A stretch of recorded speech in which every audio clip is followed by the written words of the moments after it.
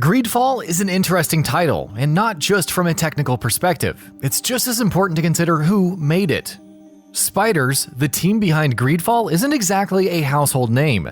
They're best known for their inadequate attempts to replicate the Mass Effect experience in Mars Warlogs and The Technomancer.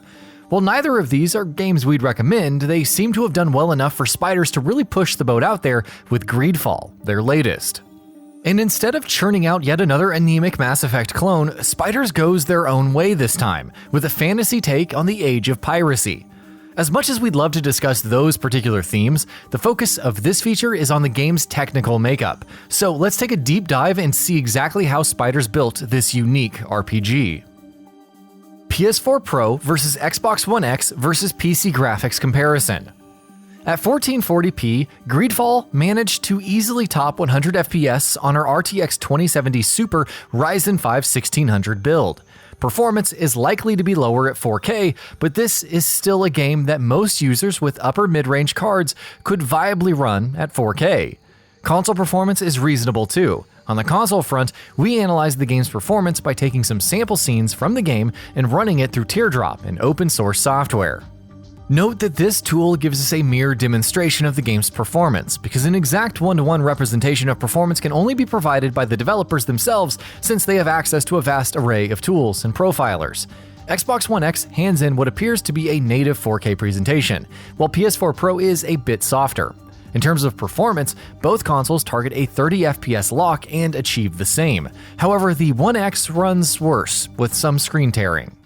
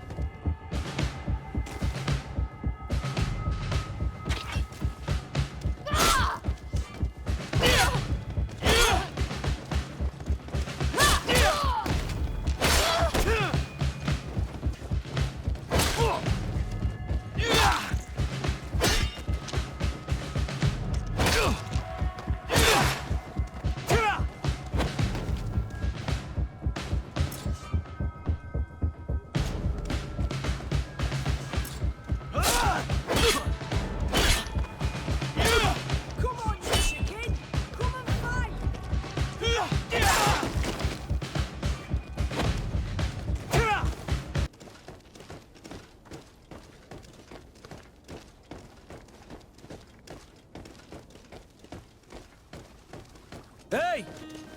Green blood! Cut. And so the day has finally come. My royal fledglings are leaving the nest. Accompanied by their most loyal and tenacious master of arms. As loyal as your gold. Oh, enough with the cold mercenary. I know you like us. The beast is awoken! Those conniving, pistol-stealing, bridge-building liars.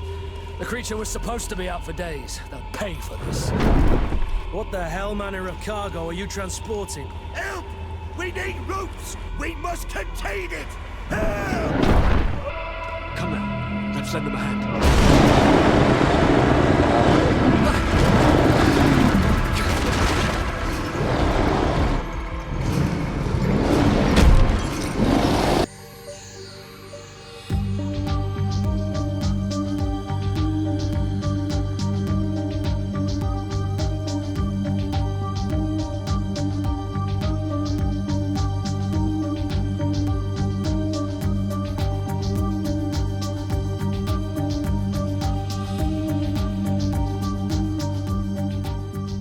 Engine overview. At this point, we're getting tired of repeating ourselves discussing off-the-shelf engines like a broken record. There's only so much that a developer can do with, say, Unreal 4 to set itself apart from the legion of other titles built on the engine. So it's exciting to look at something completely new, and that's what we've got here with Greedfall. The game is built on Spider's in-house engine referred to as the Silk Engine, and negative 50 points for creativity there. The Silk engine's been around for a considerable amount of time. It's actually built off of one of Sony's stranger experiments. Way back in 2008, when the PS3 was still new, Sony unveiled the Fire engine. This was an engine that was fully cross-platform and open source. So why would Sony invest cash into something that could be used to develop titles on other platforms? There's nothing really preventing people from creating Xbox 360 exclusives with Sony's code. The reason is simple and goes back to the most pressing of 7th gen issues, just how complex the PS3 Cell processor was to work with. The Cell was an 8-core processor in an era where quad cores were new in the PC space, and few developers coded games with multi-threading in mind. Cell had vast amounts of potential on tap, but it was a nightmare for developers to properly utilize it. A consequence of this is that most multi-platform developers built games with Xbox 360 or PC as the target platform and then worked on PS3 ports from there. These ports often did little justice to the PS3's capabilities. Games like Assassin's Creed, Skyrim, and Mafia 2 both looked and ran worse on the PS3 than on either of the other two platforms. Sony's idea with the Fire engine was to design a cross-platform engine that developers could use to build for PS3 first. This would, theoretically, ensure cross-platform titles looked and ran just as good or better on PS3 than on the competition. In practice, Fire engine never really caught on the way Sony hoped it would, albeit with some notable exceptions. Did you know that Codemasters Race Driver Grid and Hotline Miami are built on the same engine? They both utilized Fire engine. Codemasters went on to become the most significant studio to use the engine. In modified form, their Ego engine is built on top of Fire. Likewise, Spider Studios' Silk engine is built on top of the now aging Fire engine and brings a number of new features to the table. The Silk iteration used in Greedfall brings it to feature parity with most other 8th gen titles. This outing of Silk supports a physically based materials pipeline, deferred renderers, and lighting techniques like global illumination and ambient occlusion. One thing we'd like to note off the bat is that Spiders have done a great job of optimizing the engine in Greedfall.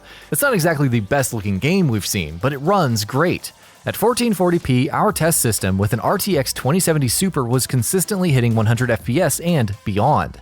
Let's now take a look at specific engine features. Lighting, models, and materials. As we mentioned earlier, Greedfall makes use of a deferred renderer. This is the norm these days in the vast majority of titles. Deferred rendering enables the developers to implement a large number of dynamic, shadow-casting lights with less of a performance impact than conventional forward rendering. Greedfall makes good use of this in a way that fits thematically. The 17th century setting isn't exactly brimming with neon street lighting. But there is plenty of fire-based lighting. You have fireplaces, bonfires, braziers, chandeliers, and more, all emitting light and many casting dynamic shadows. The magic system also plays a role. Magic effects are light casting, and this adds tremendously to the atmosphere during combat. Global illumination makes the cut here.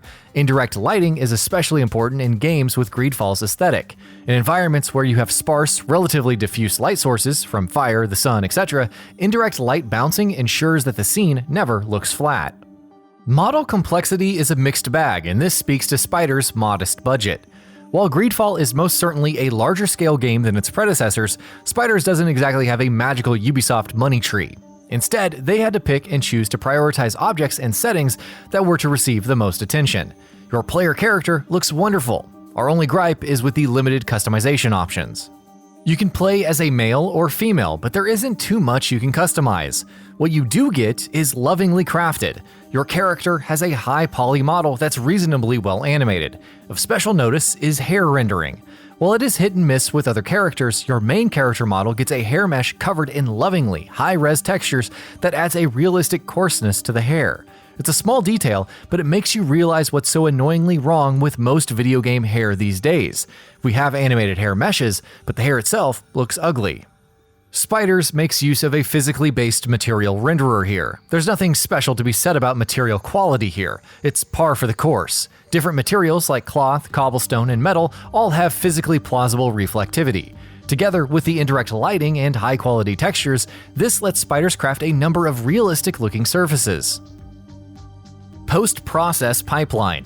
Greedfall makes use of a number of post-process effects that come together to really push the gritty 17th century aesthetic. Spiders deemed a number of these to be critical to the look of the game and does not give you access to them in the PC settings. Depth of field, motion blur, and film grain are all present by default and cannot be disabled. This could be a problem for people who dislike these effects. However, the film grain and depth of field aren't overbearing, and the camera and object blur implementations help compensate for the game's somewhat janky animations. We see bloom lighting in place, another feature that cannot be disabled, as well as ambient occlusion. Spiders haven't specified which type of AO they've implemented. Coverage is generous though, and objects in shade are darkened appropriately. Following the recent trend, Greedfall also makes use of temporal anti-aliasing. AA coverage is excellent, and unlike many other games that use TAA, Greedfall's implementation doesn't unduly soften the image. Conclusion. Coming from a AA studio, Greedfall is a real technical accomplishment. While Greedfall doesn't exactly push the graphics bar higher, it holds its own against AAA heavyweights and, importantly, it runs exceptionally well.